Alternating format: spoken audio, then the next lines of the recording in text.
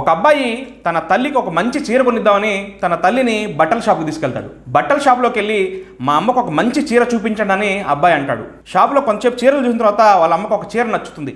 దాని రేట్ ఎంత అని అడిగినప్పుడు 2000 అమ్మ అని ఓనర్ అంటాడు. అబ్బాయి అంటాడు మా దగ్గర 500 రూపాయలు మాత్రమే ఉందని. అప్పుడు అమ్మ అంటుంది మాకు వేరే చీర చూపించండి, ఇంత రేట్లు మేము కొనలేమని. కానీ అబ్బాయికి మాత్రం వాళ్ళ అమ్మకి నచ్చిన చీర ఎలాగైనా తీసివ్వాలని ఆ షాప్ యొక్క యజమాని పక్కకి తీసుకెళ్ళి సార్ నా దగ్గర 500 మాత్రమే ఉంది, మా అమ్మకి నచ్చిన చీర ఇచ్చేయండి, మిగతా 1500 కోసం మీ షాప్లో నేను పనిచేస్తా అంటాడు. తల్లి మీద అబ్బాయికి ఉన్న ప్రేమ చూసి షాప్ యజమాని కూడా సరే రేపటి నుండి పనికి వచ్చాయంటాడు. ఆ 2000 చీర తీసుకొని ఇంటికి వెళ్ళిపోతారు. మరుసటి రోజు ఆ అబ్బాయి పని చేయడం కోసం షాప్కి వెళ్ళి యజమానితో ఏం పని చేయాలో చెప్పండి అంటాడు. అప్పుడు ఆ యజమాని ఆ చిన్న అబ్బాయితో బాబు నువ్వు పని చేయాల్సిన అవసరం లేదు, ఇంటికి వెళ్ళిపో అంటాడు.